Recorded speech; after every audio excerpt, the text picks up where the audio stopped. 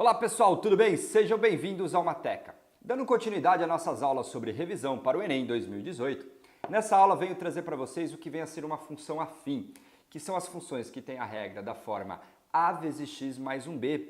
E mais importante ainda é que o gráfico é uma reta. E o Enem adora exercícios onde a gente trabalha funções que são funções afim. O objetivo nosso é interpretar o quê? Como é que a gente determina o coeficiente A, como é que a gente determina o coeficiente B e qual é o seu papel na construção de um gráfico. Se você tiver alguma dúvida, deixe no comentário. Não se esqueça também, já curta, já compartilha. Será muito importante, isso faz com que outras pessoas vejam, que o YouTube também reconheça o meu canal e eu possa sempre trazer uma matemática para vocês. Então, uma boa aula para você, bora lá? Olá pessoal, tudo bem? Sejam muito bem-vindos. Vamos dar sequência às nossas aulas de revisão para o Enem 2018 e nestas aulas eu vou trazer para vocês o que vem a ser uma função afim, ok? Função afim, pessoal, são as funções que têm esse seguinte formato em sua lei de formação. Lembrando que a lei de formação é igual à regra da minha função. Então, por exemplo, eu posso dizer que a minha regra é o seguinte: eu pego o meu x e transformo ele em x ao quadrado menos 1, ou eu pego um x e transformo ele em 2x mais 3, ou eu pego um x e transformo ele em menos x mais 4. Então, aqui a gente tem exemplos de regra. E as regras que tiverem esse formato, a vezes um x mais um b, a gente chama ela de função afim, ok? Observe que a minha variável real aqui é o x, é ele que vai variar, esse é o carinha que a gente coloca dentro do parênteses, é o número que está variando. O expoente dele é 1 e não aparece nenhum outro com o x, então a gente tem uma função que a gente diz de função afim. Nesses exemplos que eu dei aqui, só essa primeira não seria uma função afim, porque ela tem expoente 2, ok? Caso contrário, as outras dois exemplos citados são exemplos de função que a gente chama de funções afim. Beleza, pessoal, o que é importante a gente lembrar? A gente tem o seguinte: o gráfico de uma função afim, ele é sempre uma reta. Aí o que mais a gente vai ter sobre esse gráfico? Olha só, vem comigo. Observe que você vai ter um número que multiplica o x, que eu estou chamando de a. Daqui a pouco eu vou falar um pouquinho mais sobre ele. O que a gente vai saber? Se esse número a for maior que zero, a gente vai sempre ter uma reta com esse formato, uma reta crescente, nós dizemos, tá bem? Se você tiver esse número que multiplica a variável negativo, ou seja, menor que zero, nós vamos ter uma reta com esse formato. E a gente diz que ela é decrescente, uma função decrescente. Tudo bem, pessoal? É isso que a gente tem. Ó. O que isso significa? Se você aumenta o valor de x, o y também está aumentando, ela é crescente. Olha aqui, ó. Se você aumentar o valor de x, o y está indo para baixo. Então, ela é o quê? Decrescente. Então, isso que a gente tem. Uma função afim, o seu gráfico ela é sempre o quê? É sempre uma reta, ok? Ela é uma reta. Se o a for maior que zero, é uma reta crescente. Se o a for menor que zero, ela é uma reta decrescente. Beleza? Vamos estudar um pouquinho mais o que vem a ser uma função afim. Vem comigo. Bom, pessoal, como a gente já sabe que o seu gráfico vai ser uma reta, eu vou considerar agora o seguinte. Digamos que eu tenho uma função afim da forma ax mais b, onde a é diferente de zero e b podendo ser qualquer número, tá bom? O que a gente vai ter? Essa reta sempre vai tocar o eixo y e sempre vai tocar o eixo x, ok? O que vai acontecer? O ponto onde ela toca o eixo y, lembra assim, ó, a minha função ela é da forma a vezes o x mais o quê? Mais o b. O que a gente tem, pessoal? Lembra que para um ponto estar no eixo y, qualquer ponto que você pegar no eixo y, a sua abscissa, ou seja, o seu valor em x é zero. Então, por exemplo, o que aconteceria se você substituísse o f do zero? Então, você está dizendo, ó, x é igual a zero. Então, você vai fazer a vezes zero mais b. A vezes zero daria zero. Zero mais b é igual a quanto? B. Então, você chegaria que y é igual a b. Isto é, toda vez que seu x for zero, o seu y é o b. E esse b é justamente o termo independente, que a gente chama de coeficiente linear da minha reta. Então, beleza. Vamos lá, então. Resumindo, o que a gente tem? Uma função afim é uma função com o formato ax mais b. minha variável real é a minha incógnita aqui, x. Eu tenho esse número que multiplica ele, eu vou dizer para ele, e eu vou dar um nominho para ele já já, mas o que, que a gente tem? Vimos que ela é sempre uma reta crescente ou decrescente, quem manda é esse A. Se o A for positivo, é uma reta crescente, se o A for negativo, é uma reta decrescente. Ela vai tocar o eixo y sempre nesse ponto B, sempre nesse termo independente da minha função. Para um ponto estar no eixo x, aí a gente teria que fazer o seguinte, o y igual a zero. Vem comigo aqui, ó. F de x é igual a x mais b. Eu quero um ponto que está no eixo x. Para ele estar no eixo x, a sua ordenada, ou seja, o seu valor de y tem que ser zero. Lembrando que y para a gente pode ser o f de x. Então, f de x é zero. Então, zero é igual a x mais b. O que eu vou fazer aqui? Eu vou isolar o x. Então, a gente vai ter ax é igual a menos b.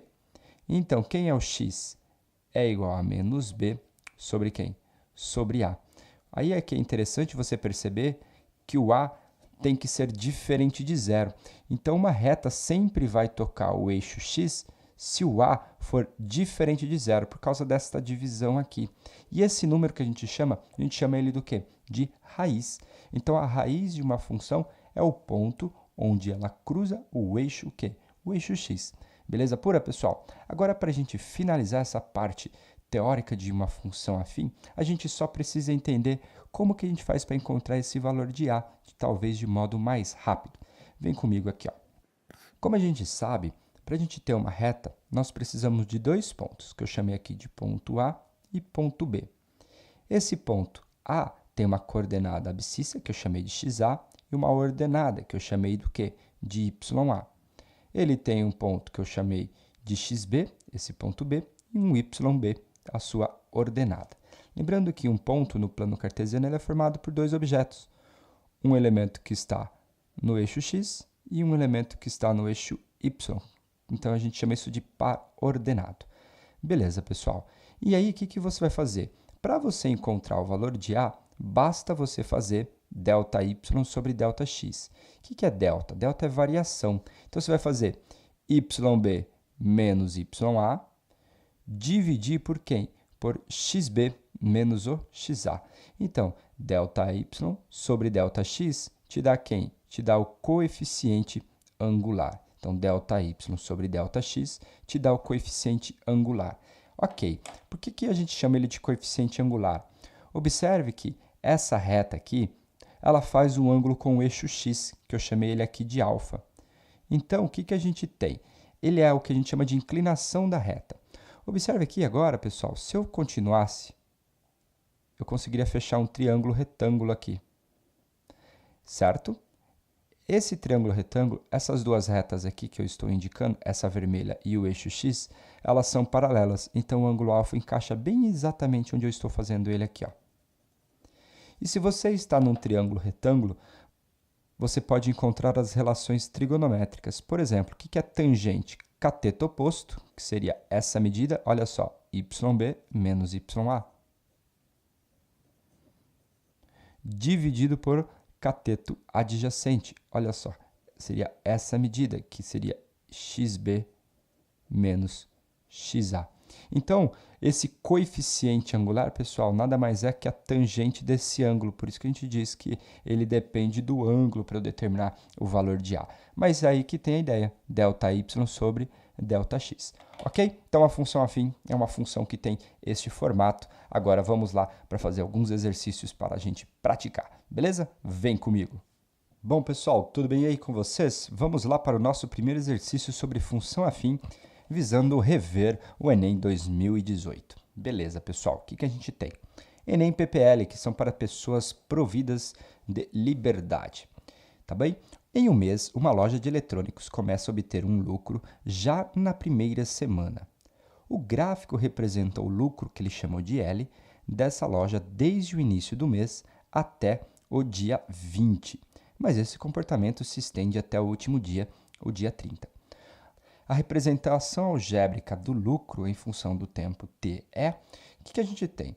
Ele te deu a representação gráfica, ou seja, o desenho que ela é. Então, ele te deu que ela é uma reta. Se ela é uma reta, pessoal, ela tem uma regra. Ela é uma função afim, então ela é da forma ax mais b.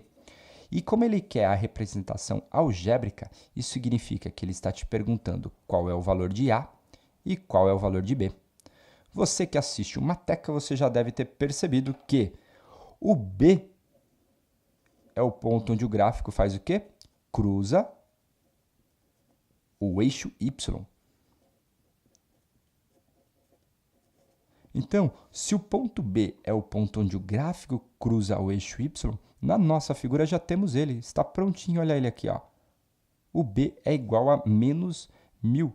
Então, eu já sei que a minha função, que é f de x, que tem a forma ax mais b, esse cara aqui já tem número, ele é menos 1000. Ok, então significa que a minha função f de x, ela é da forma ax menos 1000. Beleza, pessoal. Para eu encontrar o valor de A, já a gente pode fazer de uma outra maneira aqui, diferente que a gente fez anteriormente, que era ΔY sobre ΔX. Porque aqui a gente já tem o B pronto, então por isso que fica mais rápido ainda. Para você encontrar o valor de A, basta você substituir qualquer ponto do seu gráfico. Bom, mas para fazer essa substituição, você precisa conhecer tanto o x quanto quem? Quanto o y dele. Então, por exemplo, se o x for 20, ou seja, se o meu t é igual a 20, eu sei que o meu resultado do t é igual a quanto? 3000, isto é, a função aplicado no 20 tem como resultado que número? 3000. Então, a função aplicado no 20 tem o que como resultado? 3000. Então, o que vai acontecer aqui, pessoal? Vamos lá. No lugar do x, eu vou substituir por 20. Então, vai ficar a vezes 20 menos 1000 igual a quanto? 3000. Então, vamos lá. A vezes 20, 20A. 3000 é igual a 3000. O menos 1000 vai para o outro lado, mais 1000. Então, a gente tem o seguinte, 20A é igual a quanto? 4000. Então, quem é o A? O A é igual a 4000 dividido por quanto? Por 20. Posso simplificar e eu ficaria com o quê? 400 dividido por 2. Qual é a metade de 400? 200. Então, meu A é igual a quanto? 200. Beleza, pessoal? E aí a gente finaliza o exercício. Por quê? Ele quer a lei de formação da minha regra, da minha função. Então, o que a gente vai fazer? Eu quero a função lucro, que ele pediu para a gente denotar pela letra L. Então, o lucro em função do tempo vai ser igual a A vezes o tempo mais quem? Mais o B. Então, o lucro em função do tempo vai ser o quê? O A, que é 200. Então, 200T. E o B é o quê? Menos 1000. Então, 200T menos 1000. E aí, você observa que essa resposta é a alternativa D. E aí, a gente finaliza o exercício. Olha só como é simples. Então, o que a gente fez? Praticamente fizemos duas substituições. Uma para encontrar o valor de B, fazendo x igual a 0. E depois, para encontrar o valor de A, substituindo x por 20 e igualando a 3000. Ok? Bora para mais um exercício. Vem comigo! Bora lá, pessoal, para o nosso segundo exercício de revisão. Esse aqui é do Enem de 2011. O prefeito de uma cidade deseja construir uma rodovia para dar acesso a outro município. Para isso, foi aberta uma licitação na qual concorreram duas empresas. Na primeira, cobrou R$100 mil por quilômetro construído, que ele chamou de N, acrescidos de um valor fixo de R$350 mil, enquanto uma segunda cobrou R$120 mil por quilômetro construídos, acrescido de um valor fixo de o quê? R$150 mil. As duas empresas apresentam o mesmo padrão de qualidade dos serviços prestados, mas apenas uma delas poderá ser contratada. Do ponto de vista econômico, qual equação possibilitaria encontrar a extensão da rodovia, ou seja, o quilômetro da rodovia, que tornaria indiferente para a prefeitura escolher qualquer uma das propostas? Bom, pessoal, esse tipo de exercício é um exercício de função afim. Por quê? O que a gente tem aqui? Ó? Lembra lá, uma função afim ela é uma função da forma ax mais b. Esse a seria, vamos dizer assim, minha taxa de variação constante. Então, se eu tenho uma função onde há uma taxa de variação constante, ela é uma função afim. E esse b aqui é um termo independente. Em geral, ele é o meu ponto inicial, é o meu ponto de partida. Por quê? Porque eu faço x igual a zero e obtenho ele. Então, o que a gente tem, pessoal? Olha só, o prefeito vai escolher entre duas, a primeira e a segunda. O custo da primeira rodovia, vou chamar de custo 1, em função do número de quilômetros, que é o que ele pediu para a gente denotar, ele é o seguinte: só para a gente adquirir a empresa, a gente paga 350 mil reais, que é um valor fixo. Então, esse cara aqui é 350 mil reais. Esse não vai mudar, então significa que ele não vai multiplicar ninguém, ele então é o meu termo independente. Porém, ele vai cobrar a mais o quê? 100 mil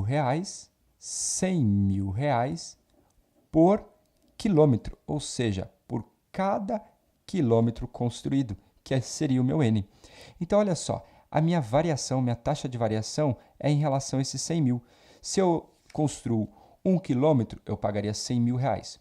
2 quilômetros, eu pagaria 200 mil reais. 3 quilômetros, 300 mil reais.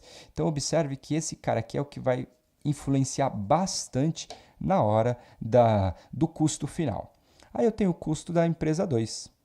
Já a empresa 2, ele está te falando o seguinte, ó, só para a gente contratar o meu serviço, você vai me pagar 150 mil reais. Então, 150 mil reais só para contratar o serviço. Mas ela cobra um pouquinho a mais aí por quilômetro construído, que seria quanto? 120 mil por quilômetro construído. Observe que o N, no exercício, ele é o quê? A quantidade de quilômetros construído. Aí ele vai falar, do ponto de vista econômico, qual equação possibilitaria representar a extensão da rodovia que tornaria indiferente escolher a empresa 1 ou a empresa 2. Se é indiferente, tanto faz, então eu tenho que gastar a mesma coisa. Ou seja, o C1 de N tem que ser exatamente igual ao C2 de N. O custo da primeira empresa tem que ser igual ao custo da segunda. Então, o que a gente vai fazer? Igualar essas duas informações. Então, vai ficar 350 mil mais 100 mil N igual a quanto? A 150 mil mais 120 mil N. Bom, pessoal, agora o que a gente vai fazer? Vamos ver qual alternativa se encaixa a essa nossa resposta encontrada. O que a gente tem aqui? Ó?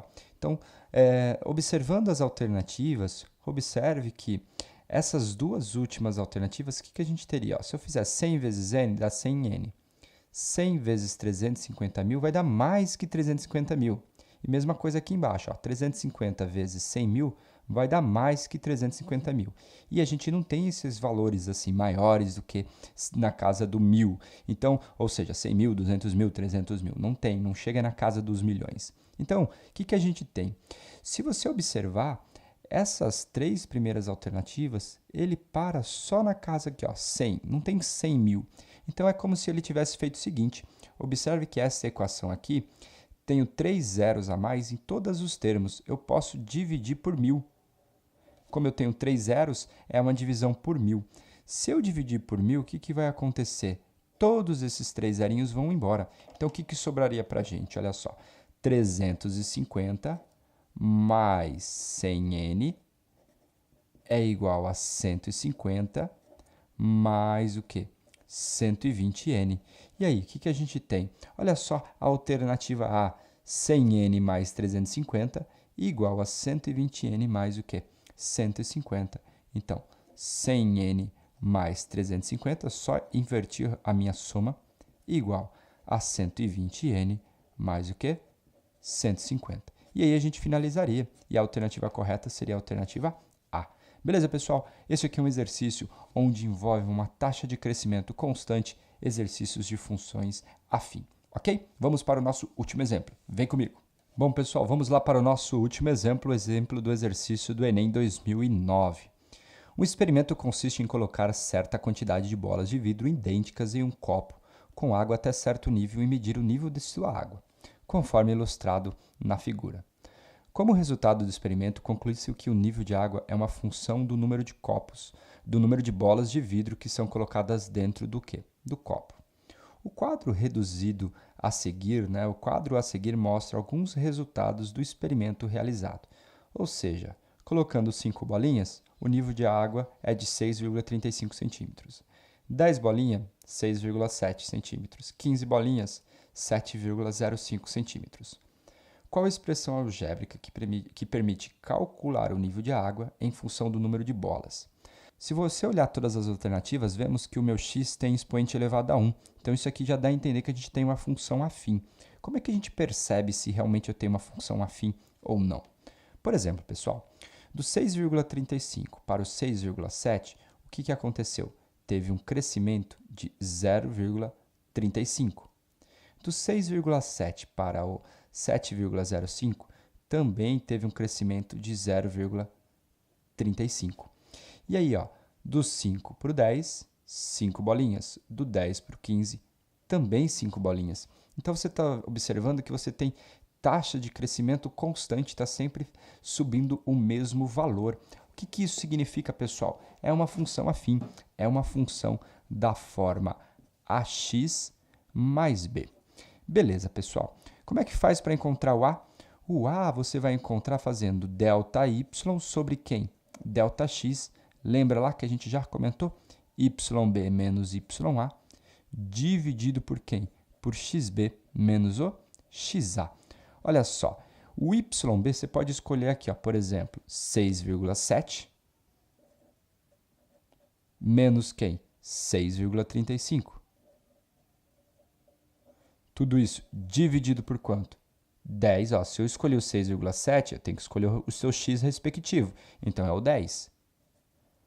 Dividido por quem aqui? 10 menos quem? Menos o 5. Então, a gente vai ter ΔY, variação do y, sobre a variação do x. Eu escolhi esses dois primeiros aqui. Então, eu vou fazer 6,7 menos 6,35 dividido por 10 menos 5. Isso daqui a gente já viu que é 0,35 dividido por quanto? Dividido por 5. Ok? 0,35 dividido por 5 é o seguinte. Isso daqui dá 0,07. Isto é, o meu A é 0,07. Beleza. Sendo A o número que multiplica o x, olha só, a gente já eliminaria a alternativa A, já eliminaria a alternativa B, já eliminaria a alternativa C, já eliminaria a alternativa D, ficaria apenas com a alternativa quem? A alternativa E. Olha, então nem precisaria continuar. E como é que se justifica que o ponto B é exatamente o 6? Você tem duas maneiras para fazer isso. Você pode pegar lá então a sua função, que é f de x, ela não é a, que é 0,07x, mais quem? Mais o b. Pega esse valor aqui e agora o que você vai fazer? Escolhe, por exemplo, o 5. O f do 5, ou seja, quando tem 5 bolinhas, a gente tem quanto? 6,35. Então, o que eu vou fazer? Só vou substituir o x por 5. Então, vai ficar 0,07 vezes 5 mais o b igual a quanto? 6,35. 0,07 vezes 5, já fizemos essa conta, olha lá aqui. Dá quanto? 0,35. Então, 0,35 mais b é igual a 6,35. Então, qual é o valor de b? 6,35 menos 0,35. Então, b é igual a quanto? B é igual a 6, só para você confirmar esse 6zinho que aparece aqui na soma. Gente, outra coisa que você poderia perceber é o seguinte, olha só. Como ela tem uma taxa de crescimento constante e o meu B é o ponto onde o gráfico cruza o eixo y, ou seja, x igual a 0, você poderia pensar, e se eu tivesse 0 bolinhas aqui, né? Voltar 5 para trás. Porque, 15, 10, 5, 0. Bastaria você voltar 0,35. Então, se você pegar 6,35 e tirar 0,35, você chegaria em quanto? Em 6. Beleza? É isso que a gente tem. Esse é o nosso último exemplo sobre o quê? Sobre função afim. Um grande abraço para você, pessoal. A gente se encontra no próximo vídeo. Tchau!